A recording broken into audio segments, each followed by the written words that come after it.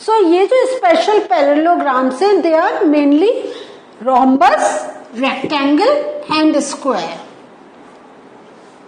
So you are say you must be thinking हम इनको parallelogram कह रहे हैं लेकिन इनके फिगर्स डिफरेंट है, इनका स्ट्रक्चर इज डिफरेंट. ये कैसे हो सकता है? तो अगर आप रोम्बस का अगर आपको नहीं याद आ रहा है तो सोचे रेक्टेंगल एंड स्क्वायर के बारे में. रेक्टेंगल में भी क्या है? अपोजिट साइड्स क्या है? पैरेलल टू ईच अदर है या नहीं है? तो और हम क्या देखते हैं, हमने क्या देखा था कि जो उसकी अपोजिट साइड्स होती हैं वो क्या होता है? They are equal to each other. और ऐसे ही स्क्वायर में अगर हम कहें तो all sides are equal to each other, लेकिन अगर हम अपोजिट साइड्स की बात करें then also they are equal to each other. और उसमें जो हमारे अपोजिट साइड्स है they are parallel to each other. So देख रहे हैं प्रॉपर्टीज बहुत कुछ सेम है लेकिन डिफरेंस कहाँ जाता है वो भी हम देखेंगे, लेकिन as we will move in the chapter. So rhombus का स्ट्रक्चर देखें तो दिस अगर देखते हैं बहुत कुछ हमें काइट जैसा दिखाई देता है, ठीक है, लेकिन थोड़ा सा डिफरेंस है. बिफोर रीडिंग मैं आपको थोड़ा सा बताती हूँ कि don't get confuse between the structure of rhombus and kite. Kite में क्या होता है? This side is equal to this side and this side is equal to this side. All four sides are not equal to each other. But in a rhombus, all four sides are equal. So this is the main difference between a kite and a rhombus. Do you understand? इसमें तो rhombus क्या है? So all properties of parallelograms and also that of kite. So most of, लेकिन कहीं तो कुछ अगर हम फिगर को डिफरेंट करें कहीं डिफरेंस है. तो इसमें तो अगर हम ये प्रॉपर्टी लें कि opposite sides are equal to each other तो हमारा opposite sides are equal to each other ये प्रॉपर्टी जाएगी. लेकिन इसमें क्या होता है? काइट में हम नहीं कह सकते all sides are equal to each other, but with rhombus we can say all sides are equal to each other. The property that we are focusing on in this chapter is diagonals of a rhombus are perpendicular bisector.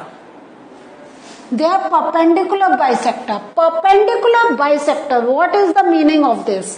Means when they are cutting each other, they are forming a 90-degree का angle. So this is perpendicular. This is the meaning of perpendicular. Bisector means ये जब cut करते हैं तो दूसरे diagonal को equal length में cut करते हैं. The same property that we are doing with the parallelogram. Do you remember? So इस बात को आप ध्यान रखें. मीन्स अगर हम कट होता देख रहे हैं तो this distance will be equal to this distance, ठीक है, and this distance will be equal to this distance. लेकिन अगर हम चारों तरफ एंगल्स को देखेंगे तो all angles will be of 90 degree. Clear हुआ? नाउ अब आपका ये है, this is a word rice, RICE. So is a rhombus. Now what you have to do, you have to find X, Y, Z. X, Y and Z. ठीक है. Now remembering the properties of diagonals, can we solve it? Yes, this is very simple. अब x जो है, x क्या है? x equal to OE and y, ये जो y है y इक्वल टू OR, और जो z है वो क्या हो गया? साइड हो गया. सो अब आप देखें जो हमें यहाँ पे 12 दे रखा है. सो OC की वैल्यू क्या है? 12 है. And now we can say OC will be equal to OR. Can you get the answer? Yes, this is very simple. Means 12. OR की वैल्यू क्या आ गई? 12. And OR means Y. Y की value हमें पता चल गई. सेम हम इसको देखें. So हमें मालूम है OI जो है हमारा डेट इज ऑफ 5. हम इसका मीन्स हम सेंटीमीटर लिख सकते हैं, जो भी आपकी बुक में वैल्यू दे रखी है you can write that. Now we know OE is equal to OI. OI is 5, तो OE will be 5. और ये क्या है, OE क्या है, दिस इज x का वैल्यू. x की वैल्यू आपको फाइंड आउट हो गई. रोम्बस की one more property that we know is all sides are equal. तो how can you write down, z is equal to 13 because all sides are equal in rhombus. ठीक है, तो इस way में you can do your sum. कितना simple है. Now special parallelogram में after rhombus we are moving towards rectangle. Rectangle का क्या देखें, is a parallelogram which in which every angle is at right angle. So ये जो है ये हमारा सारे right angle. तो यू नो राइट एंगल के लिए हम हमेशा स्क्वायर में बनाते हैं. So all these are right angle. And other thing is opposite sides are equal to each other. Means this side will be equal to this side and this side will be equal to this side. और अगर हम जब all equal है तो हमारा measurement तो same जाएगा, nothing to think about. And diagonals bisect each other.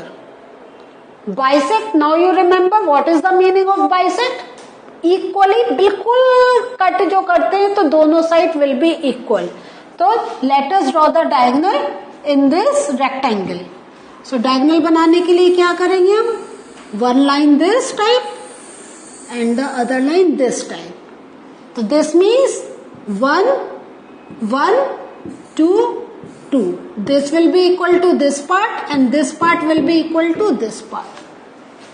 ठीक है. So property क्या है, diagonals of rectangle are of equal length and bisect each other. दूसरी चीज इसमें क्या पता चल रही है कि diagonals जो है they are equal in length. अगर हम इनको A, B, C, D बोले तो दिस में क्या हुआ, AC will be equal to BD. अभी तक हमने यह नहीं पढ़ा था कि डायगोनल्स आर इक्वल. रेक्टेंगल में diagonals are equal to each other. Bisect तो हम पैरेललोग्राम का पढ़ ही रहे हैं and that we know. Now remembering the properties of a rectangle, let us do this sum. कि यहां this is RENT is a rectangle, its diagonal meet at O. ठीक है. Find x. तो ये आपका 3x plus 1 है, तो in this you have to find the value of x. If OR is equal to 2x plus 4 and OT is equal to 3x plus 1. तो आप क्या देख रहे हैं, हमें फुल डायगोनल की लेंथ नहीं मालूम है, हमें क्या मालूम है, half of it. So we know, अब आप क्या करेंगे, हमें यह मालूम है कि we know that diagonals of a rectangle are equal to each other. This means उसका जो हाफ होगा that will be equal to each other. तो इसलिए हम क्या कह सकते हैं, RO will be equal to TO. कह सकते हैं ना. सो RO क्या है, 2x plus 4 and TO is 3x plus 1. Now we can form the linear equation. 4 minus 1 is equal to 3x minus 2x. तो 3 is equal to x. तो value of x is 3. देखिए, if you remember the property of the given figure, this is so simple to find out the value. और हमें क्या कहा है, उन्होंने से कहा है to find the value of x बस. लेकिन अगर आपके क्वेश्चन में दे रखा है to find the length of the diagonal, तो what will you will do कि x की वैल्यू इसमें पुट डाउन करके यू कैन कैलकुलेट. तो कैसे, 2 into 3 6 plus 4 10. तो इसकी लेंथ आपको 10 पता चल गई. Then you can calculate this length 10. This means Rn की वैल्यू is 20. तो in this way आपके questions can with the some different language they can ask you something more. Now moving to the last part of the parallelogram जो हमने special case में देख रहे हैं, square. Square क्या होता है?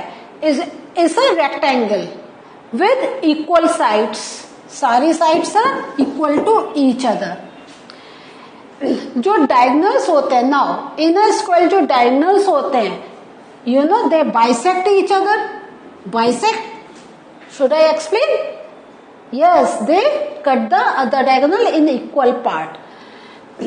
ठीक है, एक तो हो गए bisect one and other. And square में भी क्या है, जो डायगोनल्स हैं they are of equal length. Clear हुआ? और दूसरा जो प्रॉपर्टी वेरी इंटरेस्टिंग वो है are perpendicular to one another. Again क्या हुआ, ये हमारे 90 डिग्री फॉर्म करेंगे. They are perpendicular to each other. अब ये प्रॉपर्टी आपको याद रखनी होगी बिकॉज जब आप सम सॉल्व करेंगे तो आपको ये वैल्यू नहीं दे रखी होगी और आपको और वैल्यूज फाइंड आउट करनी होगी. तो परपेंडिकुलर मीन्स 90 डिग्री. तो ये आपको खुद एज्यूम करना पड़ेगा. This is 90, then you need to find out the values of other angles.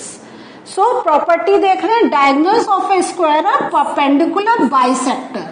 Clear हो गया? Perpendicular bisector means they are perpendicular and they bisect other diagonals.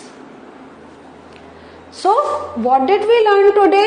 In this chapter we learned about the different types of parallelogram.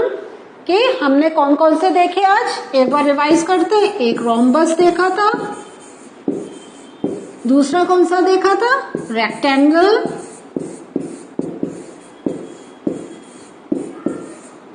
एक और क्या देखा था? Square. और उसमें हमने एक चीज क्या लर्न करी? हमने ये लर्न करा जो डायगोनल्स होते हैं they are perpendicular bisectors. Means वो क्या करते हैं, जो हमारा फिगर में जो हमारे डायगोनल्स होते हैं उनको इक्वली कट करते हैं. वो तो हमने पैरेललोग्राम में देखा था. लेकिन वो जब एक दूसरे के साथ जो एंगल फॉर्म करते हैं डेट वेज ऑफ 90 डिग्री. सो इस बात को याद रखें, perpendicular bisector. In the next session, there will be some sums based on this concept and we are going to solve again. So please do remember all these properties so that it is easy for you to solve those sums. So in the next session, we are going to meet again with some challenging questions. Till then, have a good revision of all these properties. Bye. Take care.